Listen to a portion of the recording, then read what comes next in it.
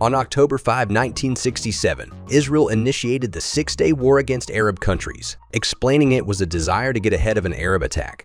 However, the roots of the conflict were not solely religious. One of the main controversial issues between 1964 and 1967 was the shared use of water resources. The situation was so dire that Arab countries planned to divert the headwaters of the Jordan River to prevent water from reaching the Jews. Meanwhile, Israel understood how important water is for the development of the state. Victory in the war and the capture of the Golan Heights allowed Israel to gain control of the Sea of Galilee and access its resources. Today, the conflict is frozen, but the water problem no longer exists because Israel produces 20% more water than it consumes. How did the country transform from a state with a critical water shortage into a prosperous nation with a water surplus? Let's get started.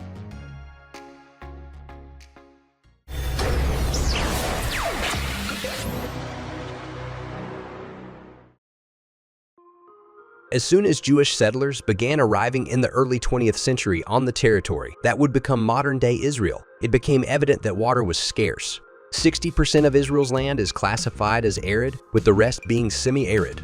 Rainfall occurs only in winter from November to March, mainly in the northern and western parts of the country. From April to the end of October, there is almost no precipitation throughout the country.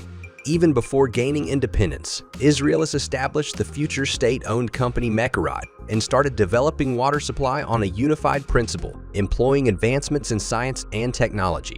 Deep wells were drilled in mountainous aquifers, and water was transported through pipes, overcoming the terrain's natural obstacles.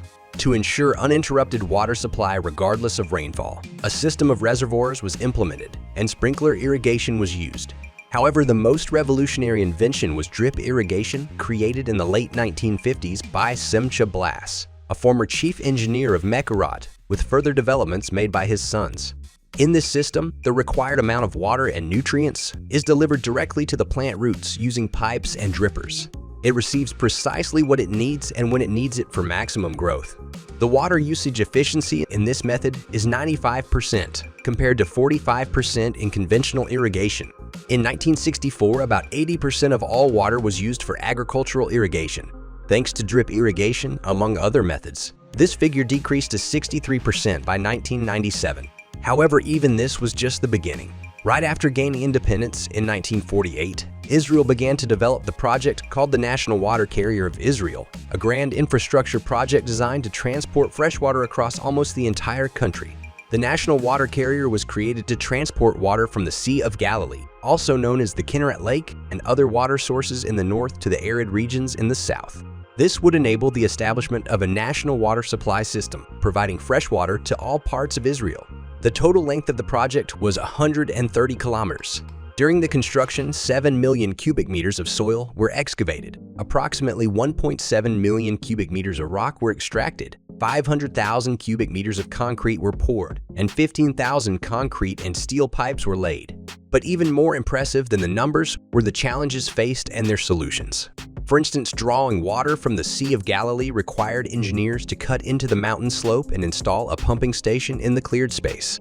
It pumps water through an underground pipe with pumps, generating 30,000 kilowatts of power.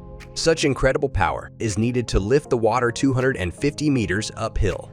Then the water flows in an open channel and again enters the pumping station, which pumps it another 115 meters up, often to overcome the terrain. Engineers had to tunnel through mountains. Special U-shaped pipes operating on the principle of communicating vessels were used to cross other water sources, allowing water to be transferred.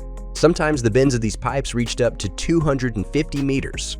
At the time of its opening in 1964, the National Water Carrier has become the main supplier of water for agriculture and Israeli cities.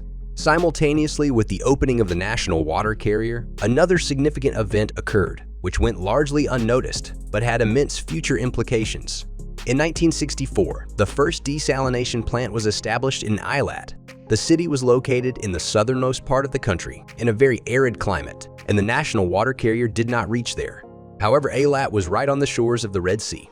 Initially, the station desalinated water using the freezing method. Later, various distillation methods were employed. Reverse osmosis desalination plants operated in Eilat from 1977 to 1997. However, their capacities were used only to meet the needs of the city's residents. The country realized that it is impossible to simply increase consumption. The approach to water usage efficiency needed to change. Therefore, Israel began actively implementing the reuse of treated wastewater. In 1969, a station was built for Tel Aviv, which treated about 130 million cubic meters of wastewater annually for agricultural use. A year later, there was a cholera outbreak due to the illegal irrigation of lettuce fields with untreated wastewater. Investment in wastewater treatment was then increased. Today, Israel treats 86% of all its wastewater, totaling 400 billion liters annually. The country also uses approximately 230 reservoirs to store treated wastewater for subsequent agricultural use. For nearly 30 years, Israel had enough water from the Sea of Galilee and underground aquifers. However, in the late 1990s, the country began experiencing a water deficit again due to rising water consumption with population and living standards growth. The drought from 1998 to 2002 worsened the situation, leading to a sharp decline in water levels in reservoirs and an annual deficit of 500 million cubic meters of water. Every news broadcast in the country ended with current information about the Sea of Galilee's water level. Israel realized the need for a new solution. Initially, measures were intensified for the reuse of treated wastewater, alongside a social campaign to reduce water consumption and improve efficiency. But desalination became the primary solution. In 1997, the first high-capacity seawater desalination plant in Israel was launched in Eilat. However, its capacity was still insufficient for the entire country. The drought pushed the government to take more decisive actions. Between 2002 and 2009, several more plants were opened in the country, with a total capacity of more than 300 million cubic meters of water. In 2013, the SURPISED plant was inaugurated, becoming the pearl of Israeli hydro technology. Its initial capacity of 150 million cubic meters was later expanded to 300 million cubic meters. It is one of the 5 largest desalination plants in the world and the largest among those operating entirely on reverse osmosis technology. Today, approximately 60% of Israel's domestic water needs are met through desalination. Thanks to this dramatic shift in freshwater sources, Israel's consumption of water from the Sea of Galilee decreased from 500 million cubic meters in 2002 to 25 million cubic meters in 2019. But that's not all. Israel uses the water surplus to replenish the levels of its non-renewable mountain aquifers. Rainwater and treated wastewater are collected in reservoirs and then injected into special basins. This process is very cost-effective, with pumping costs amounting to $20 to $30 per 1,000 cubic meters. Thus, thanks to technology, a rapid response to emerging challenges, and the rational use of water, Israel has managed to achieve an excess of this vital resource. The country managed to ensure the availability of clean drinking water for its citizens and even export it to neighboring nations. Today, Israel is the only country in the world where the desert is shrinking due to irrigation. Unlike in other countries, this doesn't lead to environmental disasters. Considering that many countries around the world face situations very similar to Israel's, perhaps they should learn from and adapt these methods. What do you think about this mega project of Israel? Share your opinion in the comments. Don't forget to like this video and subscribe to the Kara Show channel. See you soon.